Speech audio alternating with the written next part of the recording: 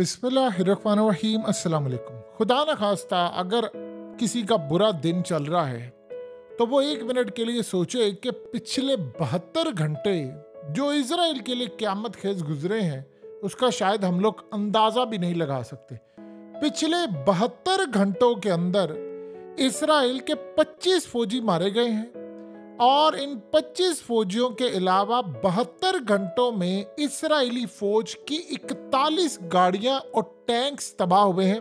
यह हमास ने ऐलान किया है और ऐलान उन्होंने कब किया है, जब वो ये वीडियो जारी करते हैं कि देखिए हम हथियार बना रहे हैं और हथियार बना रहे हैं सुरंगों में और हमारी फुल तैयारी आप पर हमले की। ये असल में पैगाम उन्होंने ये दिया, पहली मर्तबा उन्होंने ये वीडियो जारी की है और ये कभी भी नहीं की थी।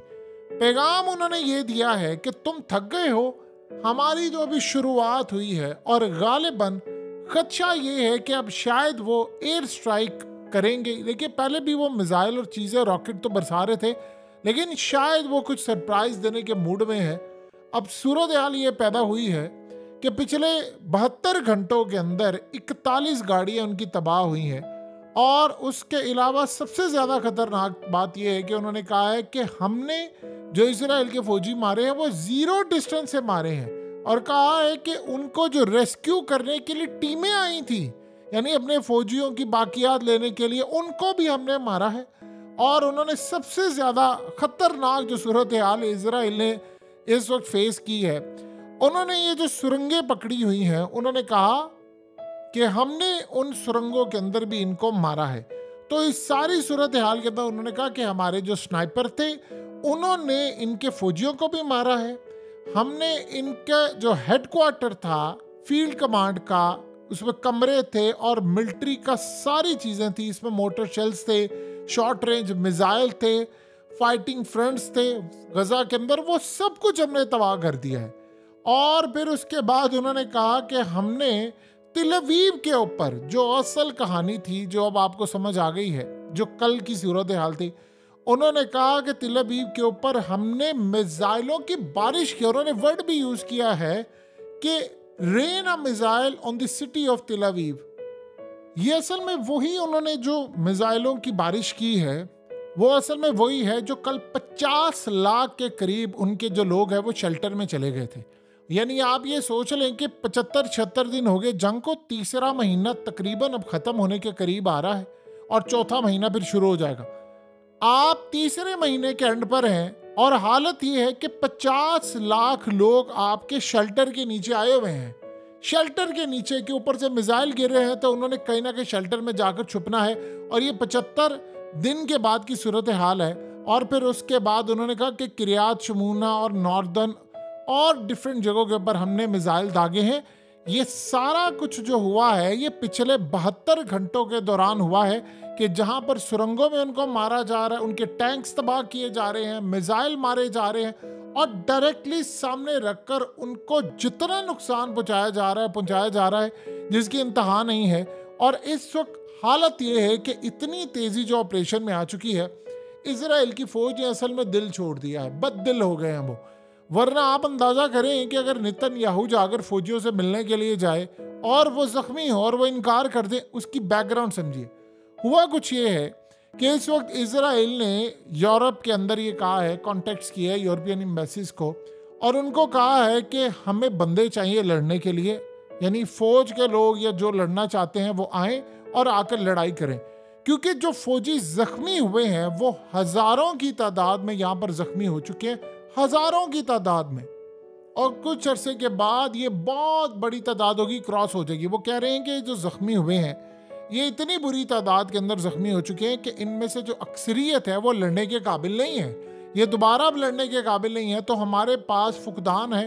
प्रॉब्लम ये है कि जब हम बहुत सारे जो फौजी हैं जो मारे जाते हैं, क्योंकि आप ये देखें मिसाल के तौर पर, अब रिसेंटली एक फौजी था वो बच गया, उसे बताया कि मैं टैंक के अंदर था तो पीछे से आकर गोला लगा तो सब कुछ राख का ढेर बन गया। वो कह रहा है कि वो किसी तरह बच गया, यानी वो जिंदा है लेकिन वो अब सारी जिंदगी लड़ने के काबिल नहीं है, बाकी तो सारे रोस्ट हो गए।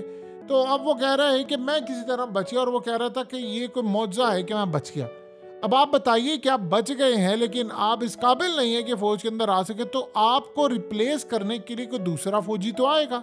तो जब दूसरा फौजी आपको रिप्लेस करने के लिए आएगा तो बताइए इस सारी सूरत हाल के अंदर आप दुनिया को क्या पैगाम दे रहे हैं कि हमारे मामलात क्या हैं, हम किस तरह लड़ाई कर सकते हैं, हमने अगली सतह पर कहां पर जाना है।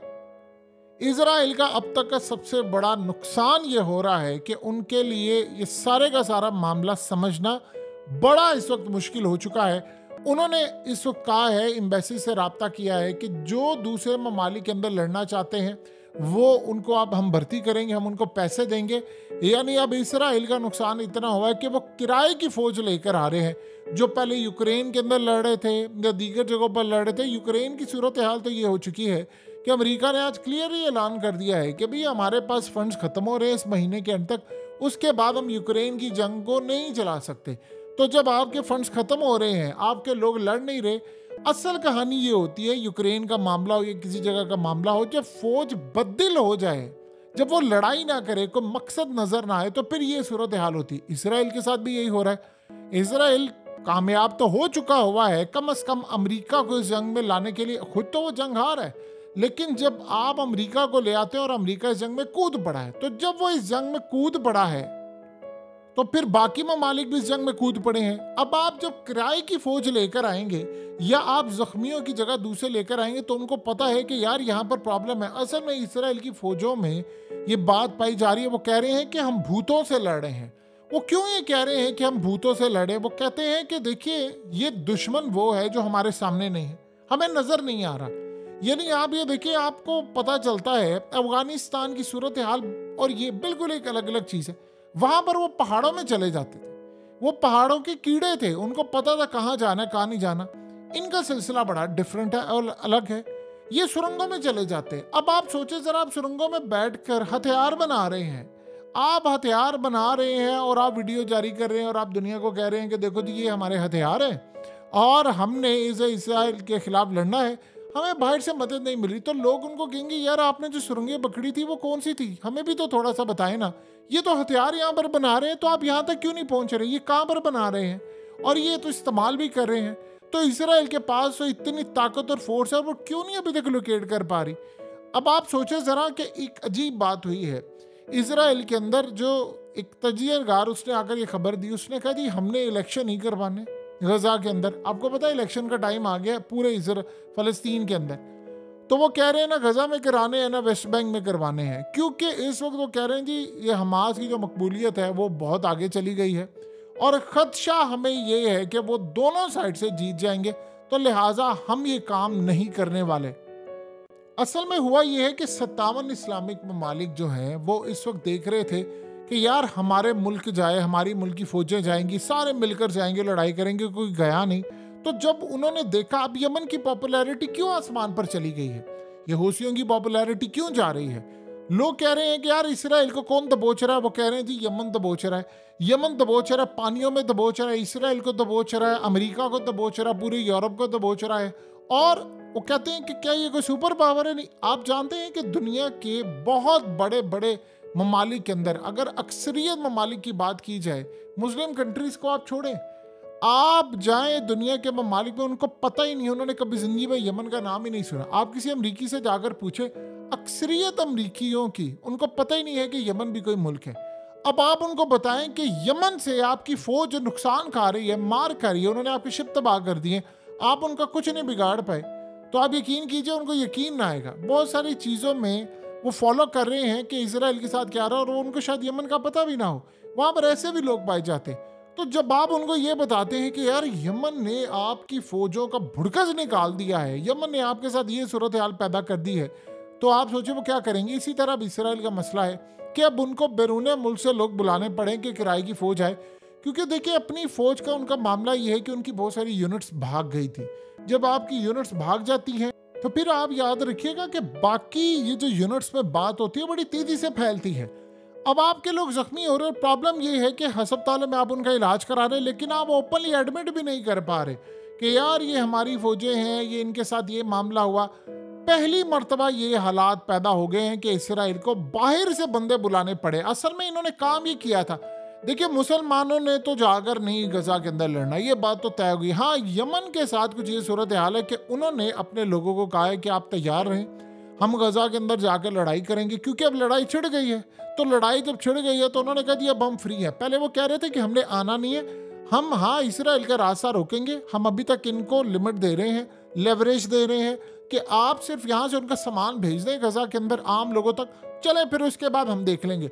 लेकिन अब वो कह रहे हैं कि जब अमेरिका कूद पड़ा है तो फिर हम कूदेंगे। देखिए, अमेरिका इस जंग में आने के लिए कतन तैयार नहीं है, उसका ना मूड है ना इंटेलिजेंस मालूमात है। अमेरिका ने कहीं भी जंग करनी होती है तो पूरी इंटेलिजेंस मालूमात होती है, रिपोर्ट्स होती हैं, ऐसा नहीं आनन फानन जाकर। वो जंग जिसको अमेरिका रोकने की आखिरी हद तक कोशिश करता रहा, अब उस जंग में वो खुद कूद रहा है, तो सोचो उसकी तैयारी क्या होगी। अगर उसकी तैयारी होती है, उसमें इतना तप्पड़ या ताकत होती उसमें, तो अब तक यमन को वो तबाह ना कर चुका होता। सोचिए, अब अभी तो सूरत हाल ये है कि जैसे जैसे अमेरिका कूदेगा तैसे तैसे यूक्रेन की सूरत हाल खराब होगी। जब आपको ये पता चलेगा कि पुतिन विक्ट्री डिक्लेयर करने वाला है और वहाँ पर इनके हाथ से सब कुछ निकल गया है, तो बताइए जो यूरोप के बहुत सारे ममालिक हैं वो साथ आएंगे। आपने देखा नहीं कि सऊदी अरब ने इनकार कर दिया, इजिप्ट ने, मिस्र ने भी इनकार कर दिया, और बहुत सारे ममालिक ने इनकार कर दिया कि भाई हमने यमन के खिलाफ लड़ाई नहीं करनी, जो मर्जी हो जाए नहीं करनी। तो ये सूरत हाल जब पैदा हो जाती है कि उन्होंने फैसला कर लिया है कि भाई हमने लड़ाई नहीं करनी, हमने कोई मामला ऐसा नहीं रखना, तो आप बता दें फिर अमेरिका को सपोर्ट किसने करनी। अभी सारी दुनिया ने देख लिया अमेरिका के साथ कूदने का क्या अंजाम है। आप सिर्फ थोड़ा सब्र कर लें, ये यूक्रेन का मामला जो है ये भी जब ठंडा पड़ेगा मजीद, तो उसके बाद यूरोपियन कंट्रीज हाथ खड़ा कर देंगी।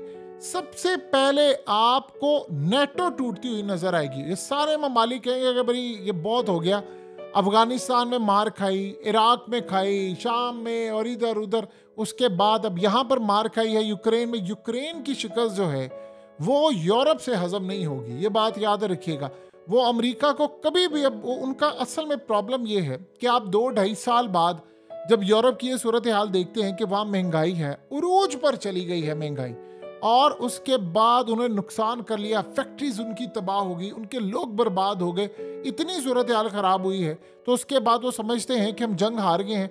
इससे बेहतर था कि पोजीशन वो वाली बेहतर थी कि यूक्रेन सलामत रहता। पुतिन ने सिर्फ ये बात की थी, उसने कहा था कि देखो तुम इसको नेटो में यूक्रेन को शामिल ना करो, ठीक है, बाकी सारी सूरत हाल का मामला ओके रहेगा, मैं यहाँ पर हमला नहीं करूंगा। इन्होंने कहा जी हमने शामिल करना है। अब यूक्रेन भी हाथ से जाएगा, अब तो वो पूरी तरह कब्जा करेगा। तो यूरोप ये सोच रहा है कि इससे बेहतर था कि हम इनको नेटो में शामिल ना करते और ये वैसे रहते, हमारे लिए भी ठीक था।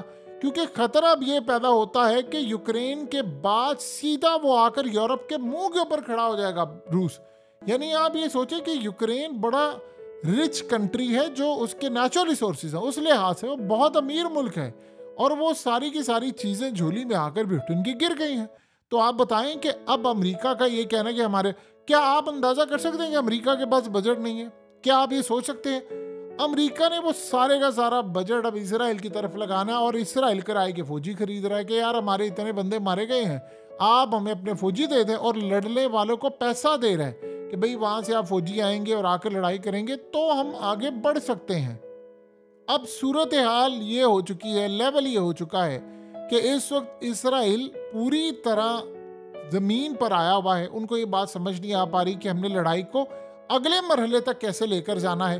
बस उनको ये पता है कि हमने अमेरिका को ड्रैग करना है, और वो करते करते बाकी ममालिक को करना है। जंग हमारे सर से निकलकर इधर चली जाए। जैसे अफगानिस्तान की जो जंग थी वो अमेरिका ने क्या किया था, पाकिस्तान को शामिल करके उसके पल्ले बांध दिया था। देखिए, जब आप किसी के सहूलतकार बनते, जैसे यमन ने कहा, उसने कहा जो जो मुल्क अमेरिका के साथ इस जंग में आएगा, जो जो उसका सहूलतकार बनेगा, हम उसको नहीं छोड़ेंगे। फिर वो बाद में गिला ना करे कि हमारी शिप तबाह हो रहे हैं, फलाना हो रहा है, क्योंकि हमारी आपसे लड़ाई नहीं, लड़ाई हमारी थी सिर्फ इसराइल से।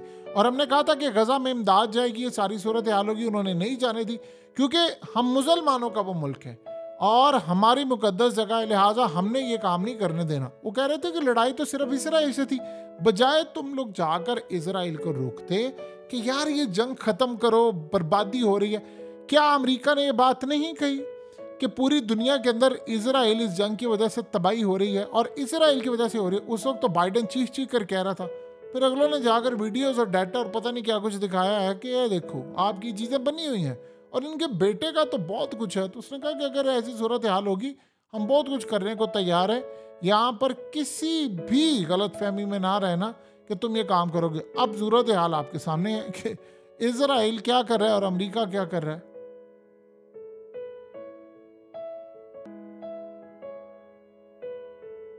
हकीकत टीवी को सब्सक्राइब करना मत भूलें, वीडियो को लाइक करें, शेयर करें और कमेंट सेक्शन में अपनी राय का इजहार ज़रूर करें।